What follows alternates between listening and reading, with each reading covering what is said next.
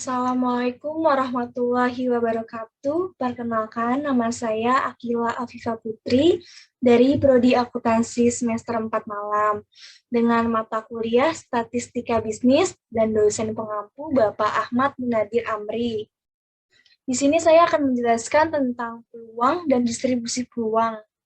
Langsung saja ke materinya. Yang pertama yaitu definisi peluang.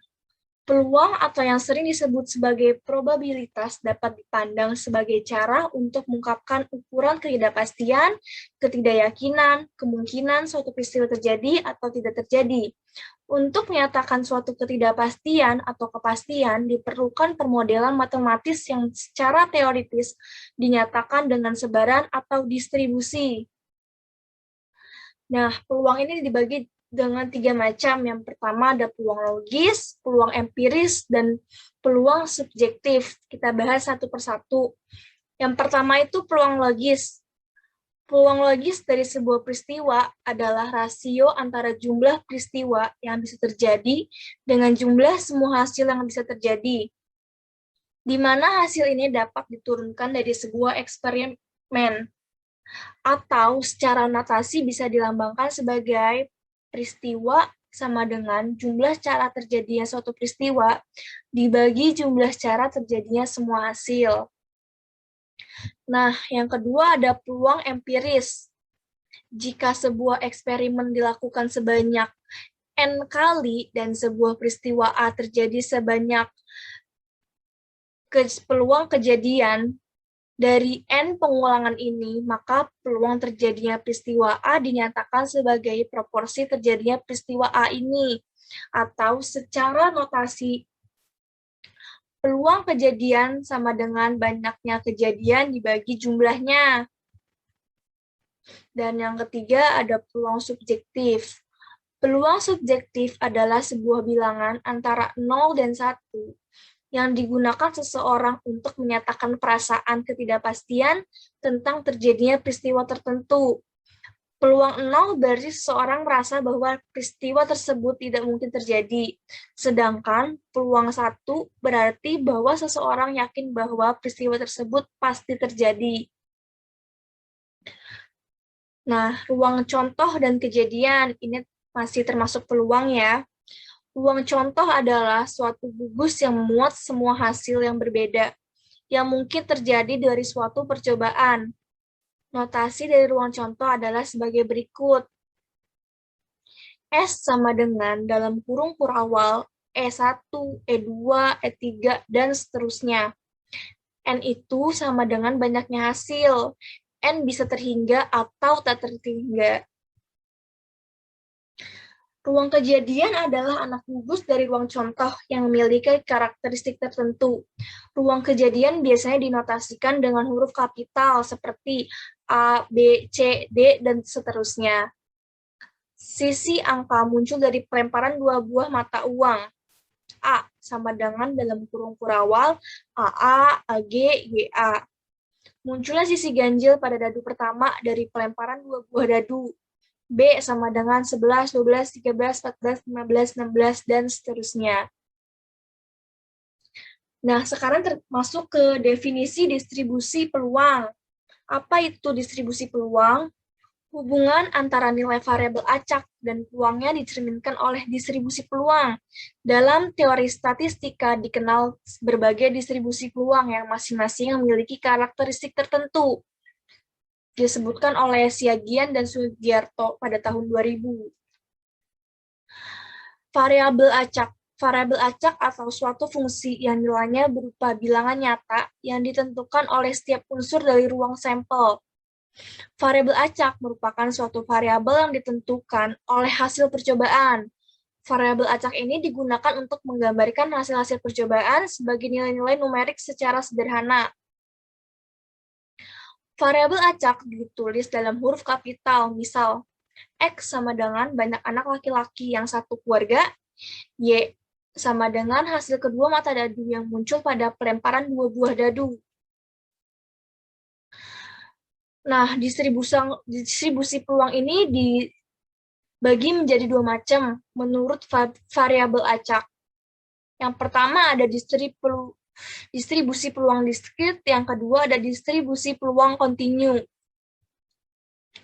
Distribusi peluang diskrit adalah variabel bilangan cacah diperoleh dari hasil membilang yang menyatakan banyak objek yang mempunyai sifat tertentu.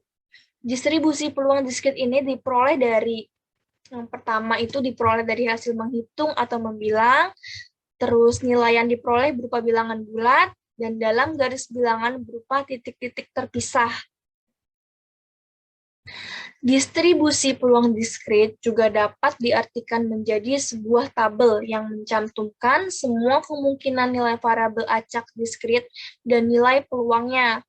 Syaratnya, fx variabel x atau px peluang variabel kurang atau sama dengan 0, atau nilainya peluangnya selalu lebih besar dari 0. Yang kedua, jumlah total peluang pada sebuah kejadian sama dengan 1. Penyajiannya dengan cara distribusi peluang diskrit dapat digambarkan dalam bentuk tabel, grafik, maupun persamaan. Contoh distribusi peluang diskrit. Yang pertama ada bilangan asli kurang dari 7 atau bisa dihitung dari 6, 5, 4, 3, 2, dan 1. Terus contohnya lagi ada jumlah kendaraan yang ada di tempat parkir. Walaupun jumlahnya banyak, akan tetapi bisa dihitung. Jumlah siswa yang ada di dalam kelas. Nah, ada contoh soal distribusi peluang diskrit. Dengan soalnya, Putri melakukan percobaan melempar 2 buah dadu sebanyak 1 kali. A, tentukan titik sampelnya. B, misalnya X sama dengan jumlah kedua mata dadu, nyatakan hasil yang mungkin diperoleh sebagai variabel acak. Nah, ini jawabannya bisa kita lihat ada di tabelnya ya, dadu 1, dadu 2. Nah, dadu ke-1 memiliki 6 sisi, dan dadu kedua memiliki 6 sisi. Dari tabel di samping sudah diisi dan totalnya adalah 36. Terus yang B, bisa kita lihat juga ini tabelnya ya, dadu ke-1, dadu kedua. Tabel di samping diambil dari hasil penjumlahan. 1 tambah 1, 1 tambah 2, dan seterusnya. X adalah jumlahnya. Maka apa saja? Nah, X-nya itu ada 2, 3, 4, 5, 6, 7, 8, 9, 10, 11, 12. Itu dia nilai X-nya. Nah, yang kedua ada distribusi peluang kontinu. Adalah variabel berupa bilangan real yang diperoleh dari hasil pengukuran. Biasanya merupakan nilai interval tertentu. Distribusi peluang kontinu ini diperoleh dari, yang pertama diperoleh dari hasil mengukur, nilai berupa bilangan real dengan interval, dan dalam garis bilangan berupa deretan titik yang terhubung dan membentuk garis. Distribusi peluang kontinu juga dapat diartikan menjadi sebuah tabel yang mencantumkan semua kemungkinan nilai variabel acak, diskrit, dan nilai peluangnya. Syaratnya itu 0x atau px peluang kurang atau sama dengan 1, atau nilai peluangnya selalu lebih besar dari 1.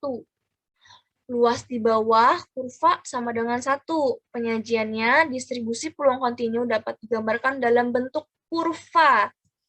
Nah, distribusi peluang kontinu ini bentuknya kurva ya.